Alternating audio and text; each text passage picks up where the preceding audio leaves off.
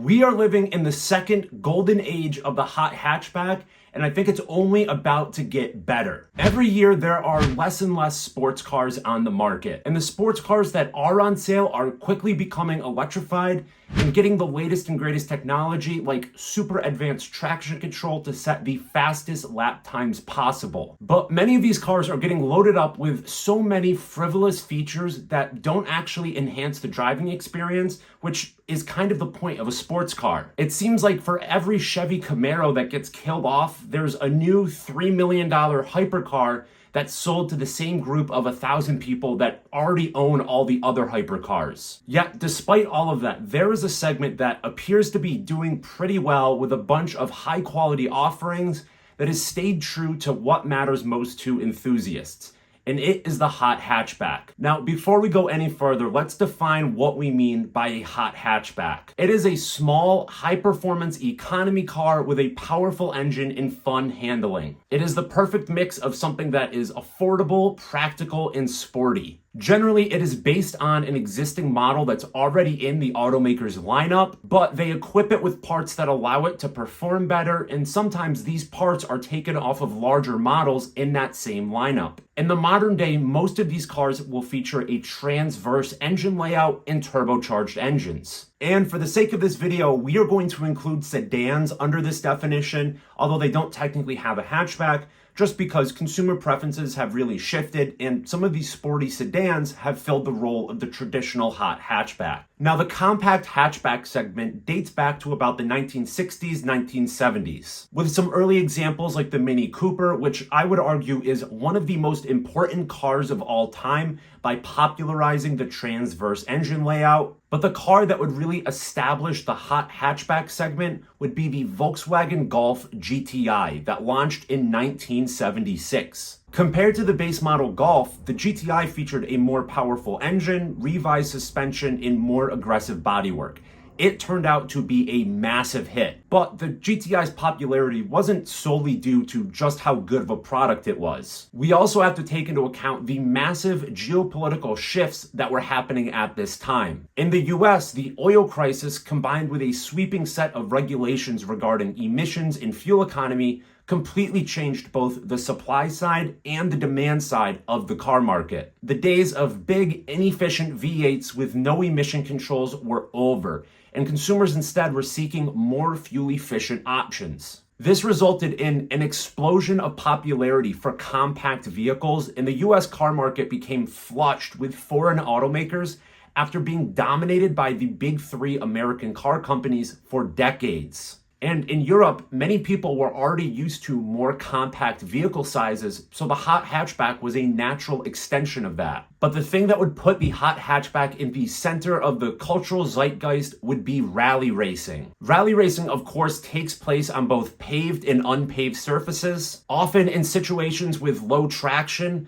with people, trees, and guardrails just a few inches from the racing line. And as a result, rally racing has a really unique set of requirements for their cars. They have to be both small and nimble, so naturally it's going to be a compact car with a short wheelbase, which almost perfectly aligns with the hot hatchbacks that these automakers were already making. And the most legendary time for rally racing occurred in the 1980s with the introduction of Group B. Group B rally cars were the most powerful, the most sophisticated, and as a result, the fastest and most dangerous rally cars ever produced. And to comply with some of the homologation requirements associated with Group B, these automakers started to come out with homologation cars. Some of the most legendary of these Group B homologation specials were the Ford RS200, the Lancia Delta S4, and the Audi Quattro. So through the combination of offering a small, economical, yet still sporty car that aligned with the new demands of consumers, plus its association with a really exciting sport that was rapidly gaining popularity, the hot hatchback was able to solidify its place in the market, and I would argue the 1980s was the first golden age of the hot hatchback. So now that we know how this segment came to be, what makes the cars that are on sale today so special?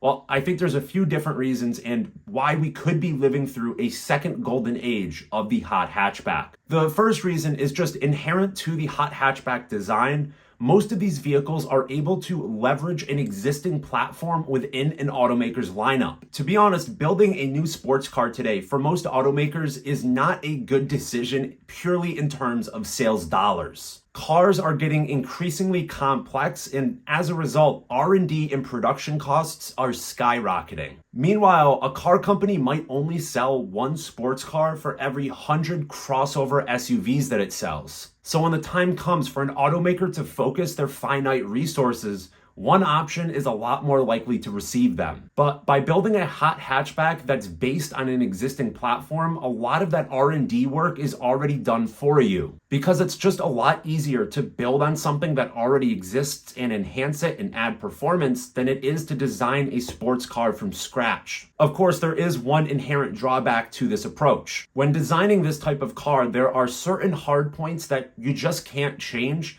And as a result, some of these cars aren't able to be as performance focused as maybe we would like them to be. Another reason why the hot hatchback segment is so well positioned is just because of how good technology has gotten now. Performance has never been so accessible. Today's cars are more powerful, more capable, and more reliable than they ever have been before. Even as electric vehicles take up a bigger portion of market share, there are incredible advancements being made with internal combustion engine technology. And a lot of this tech is starting to trickle down to more entry-level cars. Let's take, for example, the Toyota GR Corolla, which features a 1.6-liter turbocharged 3-cylinder engine that makes 300 horsepower. That means that it makes 188 horsepower per liter of displacement. That is an incredibly power-dense engine.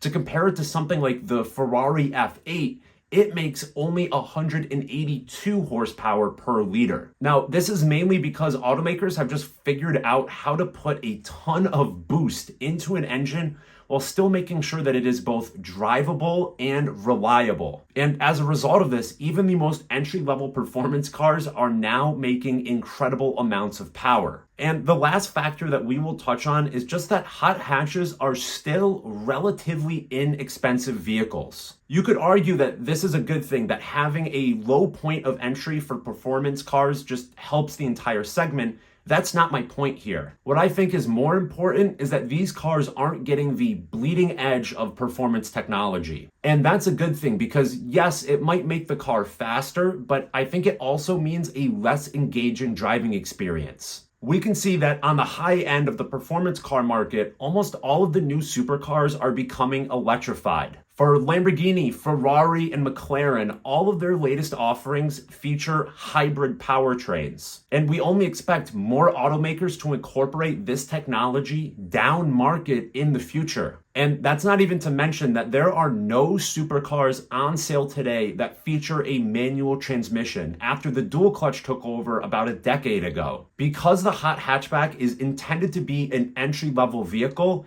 it misses out on a lot of these supposed enhancements. I think it is highly unlikely that we will see a hybridized entry-level hot hatchback anytime soon. And because most of these cars aren't chasing lap times, I think the manual transmission is here to stay as well. So that's why I think the hot hatchback segment is so well positioned. Now let's just talk through some of the current highlights in the segment. First, there is the new kid on the block, the Toyota GR Corolla. While Toyota has been selling the GR Yaris globally now for a couple years, it's super exciting to see that Toyota has built a new hot hatchback just for the US market. And that's not to mention that it features one of the most power-dense powertrains you can currently buy in any car. And then we also have vehicles like the Honda Civic Type R that are focused on setting lap times. And the lap times that it does set are pretty fast. With its time of 7 minutes and 44 seconds around the Nürburgring, it is faster than a dozen of the previous generation supercars, like the second generation Audi R8, the Lamborghini Gallardo Superleggera, or the 996 Porsche 911 GT3 RS. And if you want a more refined driving experience, there's also the Acura Integra Type S, which is basically the same car as the Civic Type R, just a little bit more luxurious. Next, for one of the most entry-level hot hatchbacks that's currently out there, there is the Hyundai Elantra N. While, yes, it is not technically a hatchback, it does have a base price of under $34,000, which is pretty crazy in today's market, so I don't think there's much to complain about. It features a 2-liter turbocharged 4-cylinder engine that makes around 280 horsepower, and that is mated up to either a dual clutch or a manual transmission. And of course, there are the segment veterans like the Subaru WRX, the Volkswagen Golf GTI, and the Honda Civic Si, all of which now continue to offer the same performance bargain that they have for decades. Just to tie everything together, I think the hot hatchback segment is really well positioned right now. First and foremost, just because it already has a really well-defined niche in the market, it's easier for automakers to develop a hot hatchback based on an existing model than it is for them to build a new sports car from the ground up. There continue to be really impressive advancements happening with internal combustion engines that are trickling down to even the most entry-level models. Yet, because these are priced to be entry-level cars, they don't get the technology that's really on the bleeding edge that might add performance, but at the sake of driving engagement. All in all, I think it is an incredibly exciting time to be in the market for a hot hatchback.